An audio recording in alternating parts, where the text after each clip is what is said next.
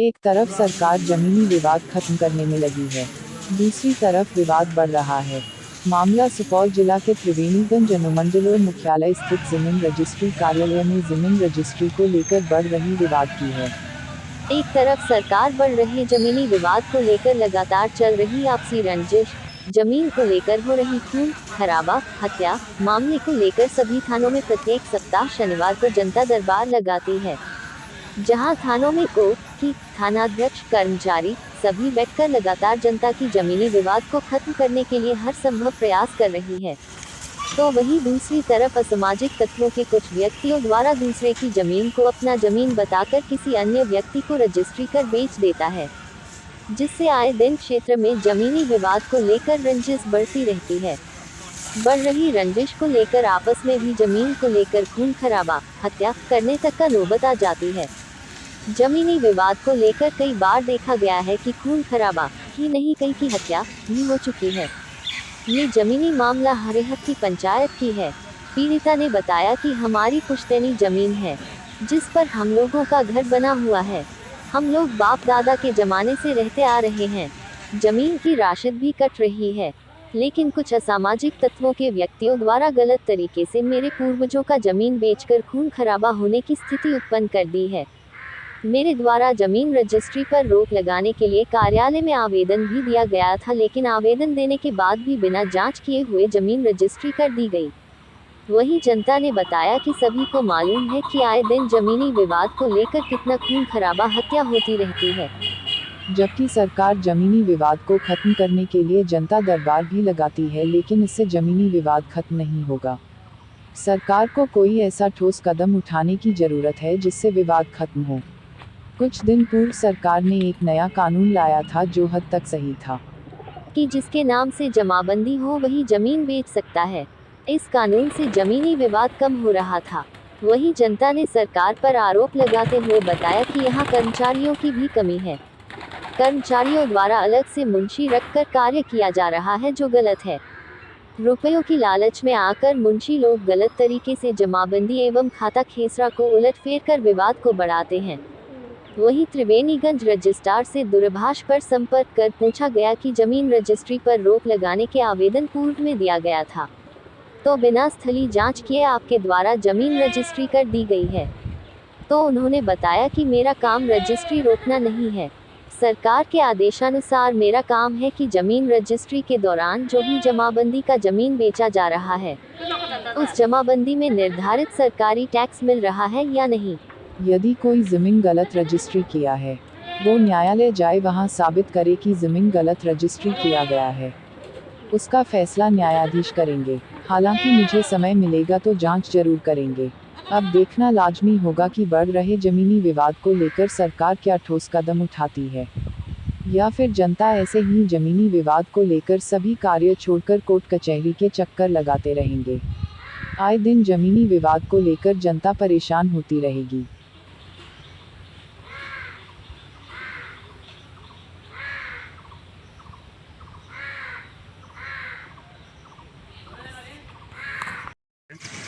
कि अभी जो ये कह रहे हैं कि यहाँ रजिस्ट्री कोई भी ज़मीन हो जाती है, ठीक है हो जाती है। जब आवेदन मिला तो इसको तो कम से कम जांच करना चाहिए पदाधिकारी को। एकदम जांच करना चाहिए। कानून कुछ कर रही है मानवता के भी हिसाब से।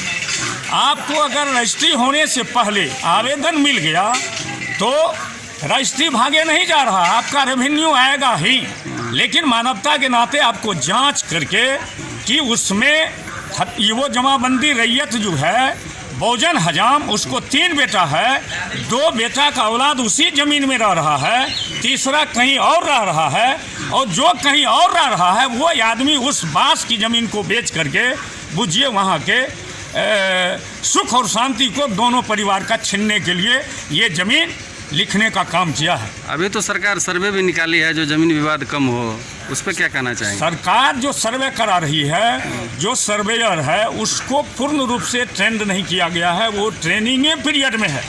सर्वे हो जाएगा तो रिटर्न है।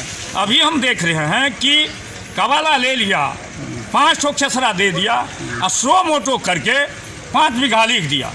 आज के डेट में जो रिटर्न तैयार हो रहा है, उस रिटर्न का नियम है कि प्रत्येक खेसरा को आप फोर करके कुल रकबा का मुंह मिलान कर दीजिए, तब आपका रिटर्न तैयार होगा, अन्यथा आपका रिटर्न तैयार नहीं होगा।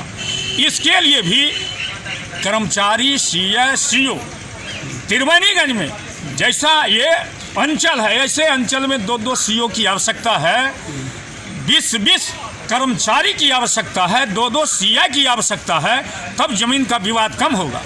यहाँ एक सीओ है, एक अनाथ, 1000 बीमार, और ज़मीन का विवाद यही कारण है जो नहीं घट पा रहा है। कहीं जमाबंदी में रक्षा सुरक्षा करने वाला कोई भी कर्मचारी नहीं है, चूँकि इतना कमी है कर्मचारियों की, राजस्व कर्मचारी की, जो भरपाई नहीं करता है। एक कर्मचारी के पास 5-5 मौजा है, 6-6 मौजा है, प्रत्येक मौजा में एक मुंशी रखता है कागज़ का रखरखाव करने के लिए, देख रेख करने के लिए। जहां मुंशी का नियत खराब हुआ, किसी के जमाबंदी को ही उड़ा दिया जाता है, किसी के जमाबंदी को नील कर दिया जाता है। इसलिए सरकार को चाहिए कि मौजावार कम से कम हमारा कर्मचारी बहाल हो जाए, ताकि रैयतों की ज़मीन की रक्षा और सुरक्षा हो सके, और ज़मीन की जमाबंदी जो दादा परदादा के नाम से चल रहा है, उसके बाप और बेटा के नाम से कैसे आएगा। इस पर सरकार की तमाम मशीनरी को, रेवेन्यू डिपार्ट को लग जाना चाहिए कि सरजमीन का विवाद जो है समाप्त हो जाए। नाम हुआ वीरेंद्र ठाकुर, कहाँ घर है? हरिहर पट्टी, वार्ड नंबर 7। क्या मामला है, क्या दिक्कत है? मामला है हमारे परदादा के नाम से ज़मीन था, हाँ। वो पड़ोसिया जो है उसको लिख रहा है जोगिंदर ठाकुर, लेकिन उसको हिसाब मिल चुका है उसके बदले में। तो हम आवेदन लगाए, और उसके आवेदन कहाँ लगा है? साहब के पास लगाए, जहाँ इजहार रजिस्ट्रार ऑफिस के? हाँ, रजिस्ट्रार कहाँ ऑफिस। पर है? त्रिवेणीगंज कहाँ पर? त्रिवेणीगंज में है। अच्छा, क्या लगाए आवेदन आप? आवेदन लगाए, उसमें वो जो बंटवारा किया था वो भी कागज़ लगाए थे, हाँ। मकान का फोटो कॉपी लगाए, वंश वृक्ष लगाए, हाँ। और वकील से लिखा के भी लगाए। हाँ, क्या आवेदन लगाए? आवेदन लगाए जिस खसरा में घर है वो लगाए 529। 529 में है 2 कट्ठा 6 धूर, और 530 में है 14 धूर, तो 3 कट्ठा ज़मीन मेरा है। तो उसने जोगिंदर ठाकुर उसने लिख दिया दूसरे को। उसमें आपका घर है? हाँ, उसमें मेरा घर है। तो ये रजिस्ट्रार साहब के पास आवेदन जो लगाया उसमें क्या लिख के दिया कि रजिस्ट्री होना चाहिए कि नहीं होना चाहिए? क्या दिए थे लिख के? कि रजिस्ट्री नहीं होना चाहिए, और रजिस्ट्रार साहब हमें भी पूछा। क्या तारीख को दिए थे? 10 को? 10 तारीख को दिया। अच्छा, क्या पूछा रजिस्ट्रार साहब? रजिस्ट्रार पूछा वीरेंद्र ठाकुर आप ही का नाम है? मैं बोला जी मेरा ही नाम है। पिताजी का बुद्धू ठाकुर। तो बोला क्या बात है? तो बोले कि जो सर ये मेरा ज़मीन लिखा रहा है जोगिंदर ठाकुर, ये मेरे हिस्से का ज़मीन है। तो उसने बोला कि ये दूसरे को बेच रहा है? दूसरे को बेच रहा है। तो उसने बोला जो कि खता खसरा कितना है? तो मैं बोला खसरा है 551/ख है, 551 नहीं, 51/ख है, और 529 खसरा है, जिसमें 2 कट्ठा 6 धूर ज़मीन है, और 530 में 14 धूर है। तो साहब ने बोला खाता खसरा तो मिल रहा है, चौहदी क्या है? तो मैंने बताया जो दक्षिण में भी सड़क है, पूर्व में भी सड़क है। तो बोला ठीक है, रजिस्ट्री नहीं होगा, अब जांच होगा उसके बाद रजिस्ट्री करेंगे। फिर उसके बाद क्या हुआ? उसके बाद फिर चले गए। तो शनिवार को आए, 13 तारीख को 12 तारीख को पता लगा कि ये लोग आए हैं। तो हम गए, फिर साहब के पास आवेदन लगाए, नाम और गांव का पता लिख के दिया। सब कुछ हो गया? हाँ, तो हमको बुलाया और उस पार्टी को भी बुलाया। हमने बोला कि वीरेंद्र ठाकुर, मैं जी सर। तो बोला आज तो रजिस्ट्री इसका हो जाएगा।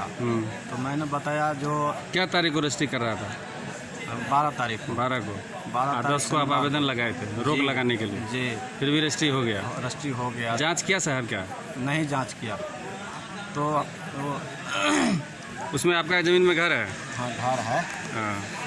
तो हमने बोला कि जी सर आप तो बताए थे कि जे इंक्वायरी हो के रजिस्ट्री होगा, तो आप क्यों कर रहे हैं? बोला नहीं, इंक्वायरी रजिस्ट्री तो हो के रहेगा। अच्छा। हम बोले नहीं सर, पहले इंक्वायरी कीजिए उसके बाद रजिस्ट्री कीजिएगा। आप तो बताए थे कि जो इंक्वायरी होगा उसके बाद रजिस्ट्री होगा। तो सर पहले इंक्वायरी कीजिए उसके बाद रजिस्ट्री होगा। अभी कैसा क्या नौबत है मारपीट करने का? क्या नौबत? मारपीट करने का वहाँ काफ़ी नौबत है। वो लोग हमेशा तैयार रहता है, लाठी भाला फरसा लेके। उसमें आपका घर भी है? उसमें मेरा घर भी है। नहीं रहते हैं। उसमें 5-6 घर है मेरा।